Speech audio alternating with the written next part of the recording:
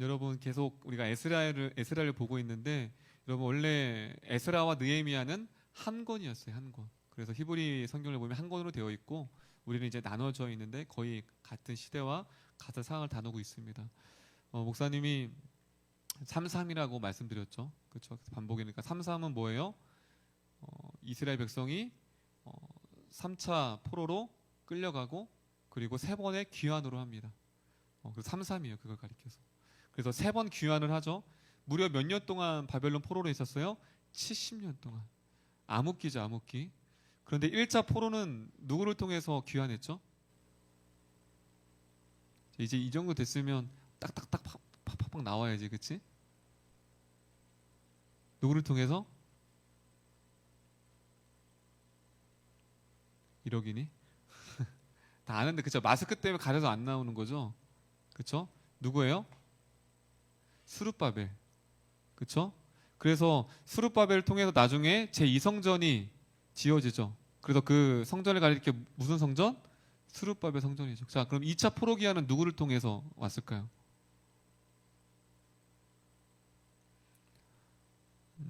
우리의 머릿속에는 지우개가 있어요. 그렇죠? 누구예요? 에스라죠.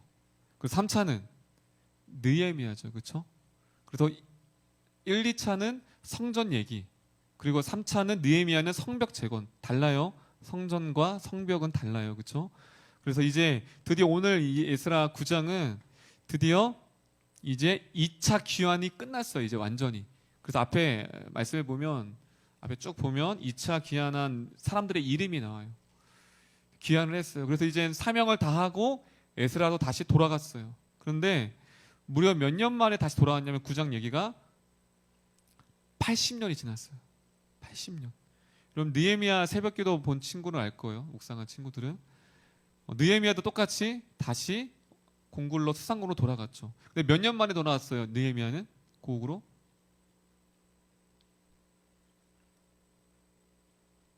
10년 만에.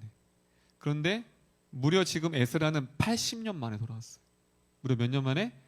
80년 만에 다시 돌아왔는데 문제는 에스라의 눈에 전혀 상상할 수 없었던 충격적인 장면이 나옵니다. 우리 몇 절에 보냐면 우리 9장이에요. 그 배경이에요. 지금 말씀드린 게. 자, 우리 1절, 2절 한번 좀 많지만 우리 1절, 2절 우리 한번 다 같이 크게 한번 읽어보겠습니다. 1절, 2절입니다. 여러분 읽겠습니다. 어떤 상황이 펼쳐졌는지 시작.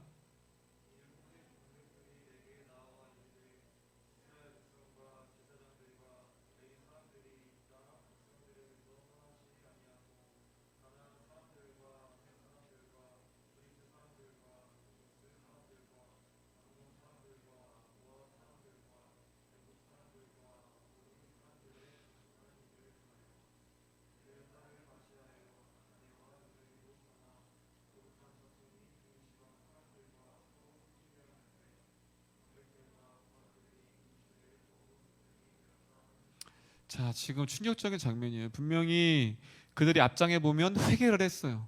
하나님 앞에 돌이켰어요. 그런데 지금 시간이 흘러 다시 왔을 때 지금 똑같은 과거에 회개했던 죄를 또 반복돼서 짓는 거예요. 지금 1절, 2절은 뭐냐면 다시 이방인들과 통혼시켰어요. 영적으로 상실된 이스라엘 백성. 영적 순결을 다 마비되고 영적으로 모든 힘을 다 상실된 연약한 한 부패한 인간의 모습이 지금 에스라 눈앞에 펼쳐졌다는 거예요. 그래서 예레미야 17장에 보면 이렇게 나와 있습니다. 만물보다 거짓되고 심히 부패한 것은 마음이라. 우선 말씀을 준비하면서 참 인간은 전적으로 부패한 사람이구나. 여러분 이스라엘 백성이 얼마나 큰 은혜를 누렸어요? 하나님의 70년 동안 하나님의 은혜 보호 아래 있다가 해방되었죠. 그리고 성전도 건축했어요. 하나님이 돌이킨다고 했을 때 회개도 받았어요. 그럼 하나님의 놀라운 은혜를, 그러니까 우리가 어떨 때 조심해야 되냐면 내가 영적으로 잘 회복되고 성장한다고 느낄 때, 여러분 그때 사단이 영적으로 우리를 둔하게 만들어요. 왜냐면 문제가 없으니까, 잘 되고 있으니까. 지금 이스라엘 백성도 뭐예요? 지금 느헤미야도 마찬가지고 그들이 성전 건축 됐으니까 만족한 거예요. 어려움이 없으니까. 영적으로 깨어있지 못하니까 그들이 다시 과거에 지었던 죄를 다시 짓습니다. 목사님이 계속해서 하는 말이 죄는 새로운 죄를 짓지 않아요. 반복되어지는 죄를 져요.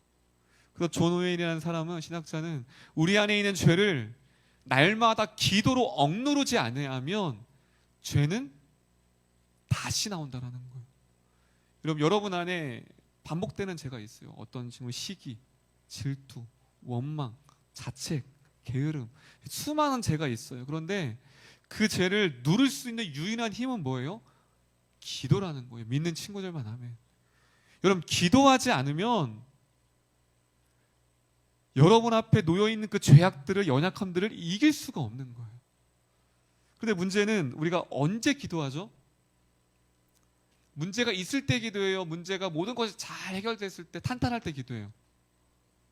있을 때 기도하죠. 왜? 위기감이 있으니까. 내가 기도하지면 안 될 것 같아. 근데 문제는 그 문제가 사라지고 나면 기도하지 않아요. 기도할 힘도 없고 기도할 이유도 없고 가난한 마음 다 잃어버려요. 그 사람의 신앙은 어디에 머문 거예요? 하나님은 자신의 그냥 연약함을 해결해 주시는 분, 하나님. 그냥 거기까지인 거예요, 그냥. 그래서 진짜 하나님을 사랑하는 사람, 기도의 사람은 뭐예요? 자신이 문제가 해결되고 아무런 어려움이 없고 아무런 문제가 없을 때 그럼에도 불구하고 하나님 앞에 나아가는 거. 할렐루야. 왜요? 그 사람에게는 기도가 문제를 해결하는 방편이 아니기 때문에 그래요. 근데 문제가 있고 기도하고 문제가 없으면 기도하지 않는 건 뭐냐면 그 사람의 기도는 뭐예요? 문제를 해결하는 방편이에요. 문제가 있으니까 기도하는 거예요. 그런데 기도의 사람은 달라요. 기도의 사람은 무엇이에요? 하나님의 마음을 얻기 위하여 기도하는 거예요. 할렐루야. 따라합니다. 기도는 하나님의 마음을 얻기 위한 나의 몸부림입니다. 이 기도의 정의가 바뀌어야 돼요. 우린 기도가 언제 기도해요? 문제가 있을 때. 부르짖으라, 두드리라, 찾으라, 찾을 것이요. 아멘. 근데 그 두드림이, 거기서 말하는 두드림과 찾는 건 하나님의 마음인 거예요. 근데 우리는 내가 두드리는 대학이에요. 대학을 두드리래요. 그렇게 적용을 해요. 설교를 하고 기도를 해요. 찾아야 돼요. 내 직장을, 내 비전을 두드리는 거예요. 그래서 그 비전을 찾았어요. 대학에 들어갔어요. 직장을 들어갔어요. 안 두드리죠. 왜요? 내 것을 원했으니까. 내 것을 두드린 거 찾았으니까. 아니에요, 여러분. 기도는 하나님의 그 한복판에 들어가 하나님의 마음을 내 마음에 담아내는 시간이에요. 할렐루야. 기도하는 시간이 없습니까? 기도하지 않습니까? 그러면 그 기도하지 않는 자에게는 아버지의 마음이 안 담겨져 있는 거예요. 그냥 내가 담겨져 있다고 착각하는 거예요. 과거에 담아냈으니까. 과거에 그 기도의 은혜가 있었어요. 기도의 현장이 있었고 그 기도의 마음이 있었기 때문에 내가 지금 담아내 있는 것으로 착각하는 거예요. 아니에요, 여러분. 나아가는 거예요. 지금 에스라가 9장 위에 보면 하나님 앞에 엎드립니다. 오늘 말씀이 그렇게 엎드려요. 자, 어떻게 가요? 자, 5절입니다. 5절. 에스라의 리더가 어떠한 행동을 취하는지 5절입니다. 5절 읽겠습니다. 시작.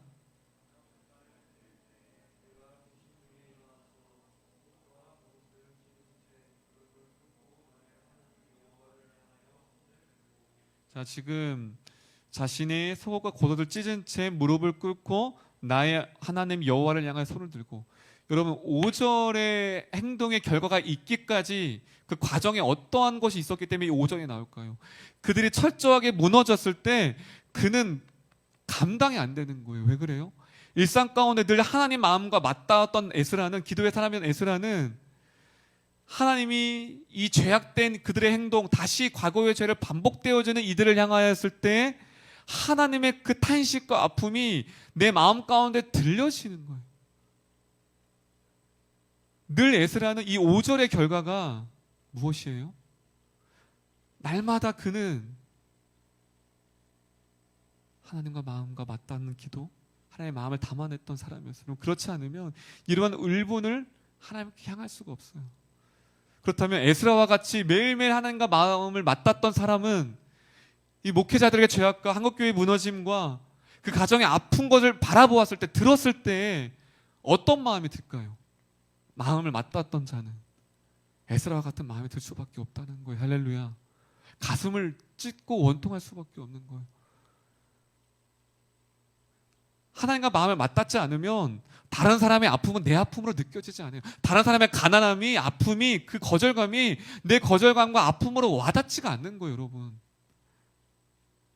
기도한 사람만이, 하나님의 마음을 가진 자만이 울 수 있는 거예요. 할렐루야.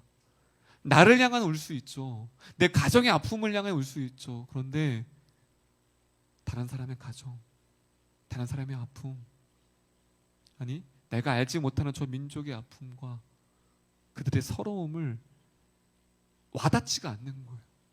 민족과 열방 기도해야죠. 안 들리는 거예요. 그 말은, 기도 제목은 들려요. 마음이 반응을 안 하는 거예요. 혹시 마음이 아직 반응하지 않은 사람이 있습니까? 아직 그 하나님과 마음과 맞닿지 않는다는 거예요. 원통하지 않습니까?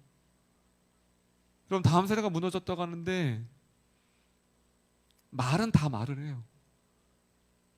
근데 그 세대를 향하여 가슴을 부둥켜 안고 아버지의 심정으로 우는 사람이 없다라는 거예요.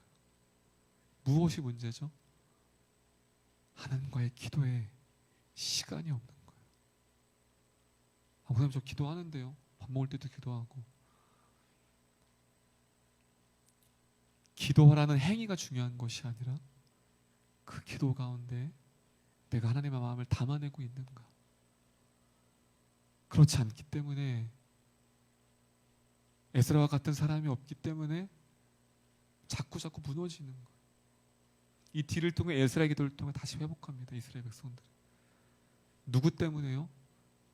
기도를 통해 하나님의 마음에 맞닿은 사람, 아버지의 심정으로 애통하는 그 한 사람이 통해 그들이 다시 돌이키고 돌아오게 되어집니다. 그래서 6절의 기도 내용입니다. 우리 6절 한번 읽어볼게요. 9장 6절. 9장 6절입니다. 6절 읽겠습니다. 시작.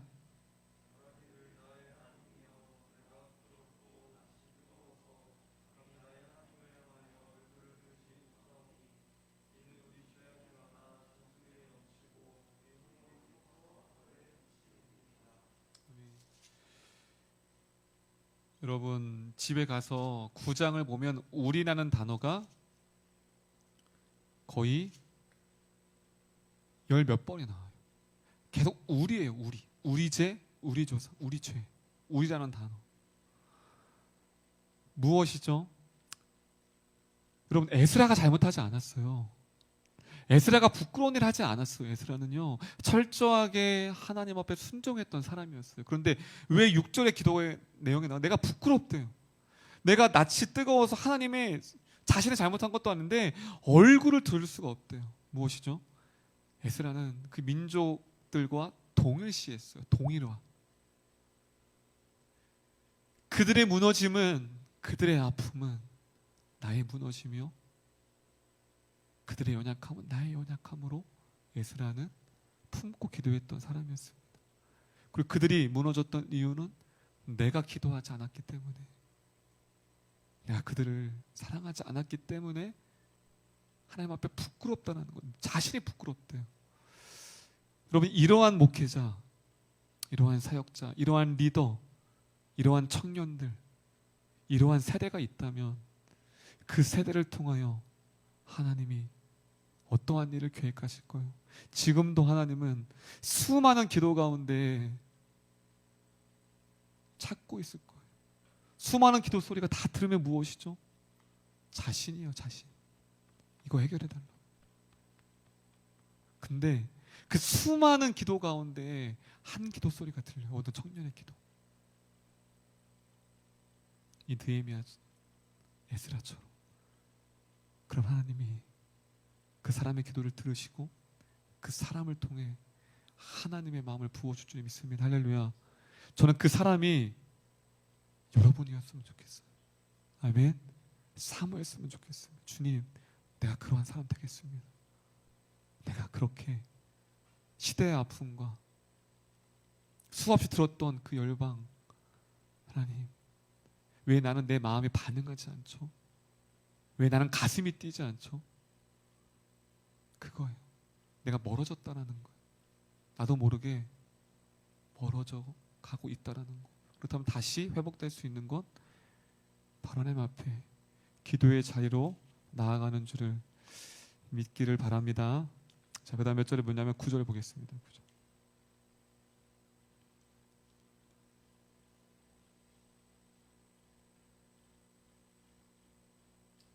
자, 우리 8절 먼저 볼게요. 8절 보겠습니다. 8절이 있습니다. 시작.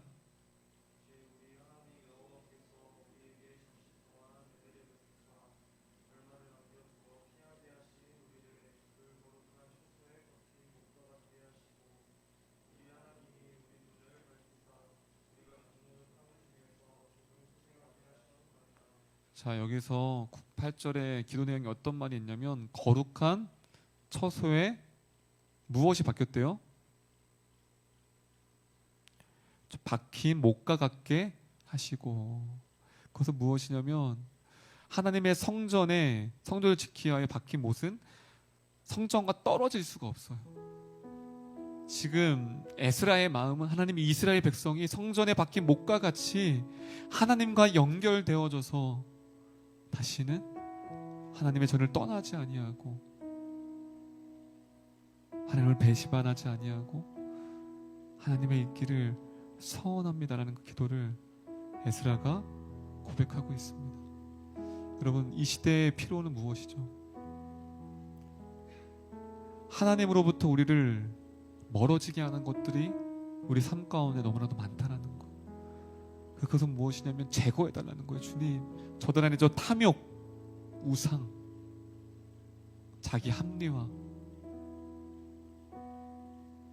하나님으로부터 멀어지는 모든 것들을 제거하사 소생케 하사 그들을 다시 하나님 앞에 온전히 예배할 수 있는 예배자로 세워달라고 에스라가 기도하고 있습니다. 청년 수요 기도에는 조금은 어려울 수 있고 조금 무거울 수 있고 조금은 적용하기 어렵지만 이 수요 기도에는 다른 그 어떠한 기도보다 하나님의 나라와 하나님의 의와 세대와 시대를 향하여 부둥켜 아버지 앞에 엎드리는 시간이 될 줄 믿습니다. 할렐루야. 그 마음을 구했으면 좋겠어요. 여러분, 점진적인 거예요. 점진적이라는 것은 차근차근해요. 한 번에 하려고 한 번에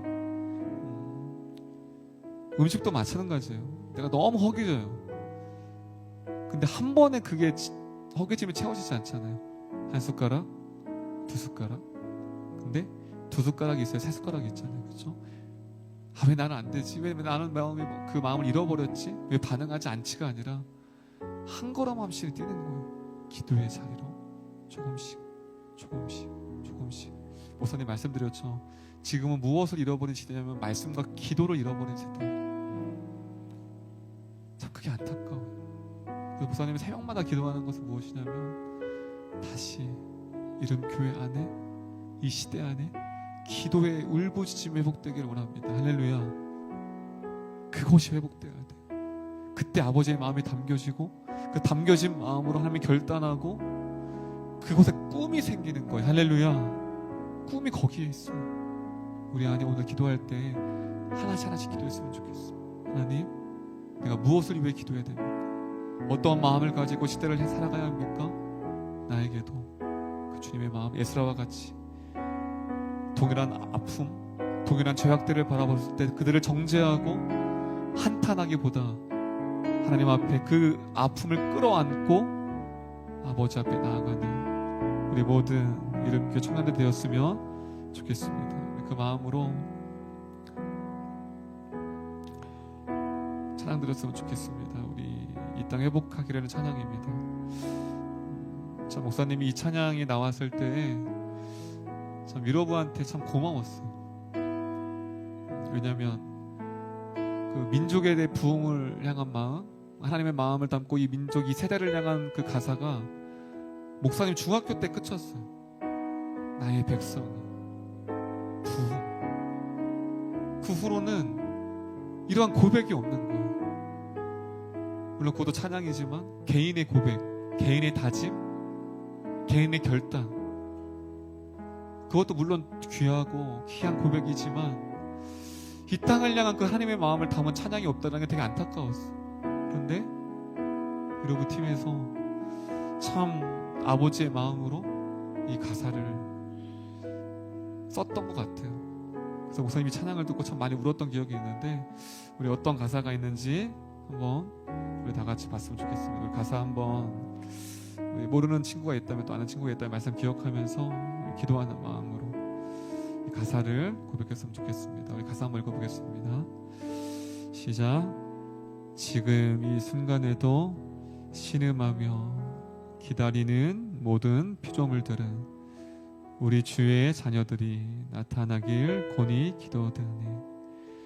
주가 우리에게 맡겨주신 이 땅의 모든 생명들은 그의 영광을 영원토록 우리와 함께 찬양하리니, 주가 사랑하는 모든 주의 창조물들이 주의 계획을 따라 회복되기를 원하네. 영원한 나라에 초대된 우리 모두가 주의 말씀을 따라 살기를 이 땅 회복하길 기도하네. 보여주신 소망으로 주의 구원을 받은 우리, 고통받는 피조물의 해방을 함께 꿈꾸리 주가 사랑하는. 오늘 말씀 기억하면서 시대의 아픔과 그 민족의 제약을 향하여 가슴으로 외쳤던 그 에스라 한 사람, 이 시대에도 그러한 기도의 사람, 하나님의 마음으로 바라볼 수 있는 가난한 마음을 우리에게 부어달라고 우리 말씀 기억하며 찬양드리겠습니다.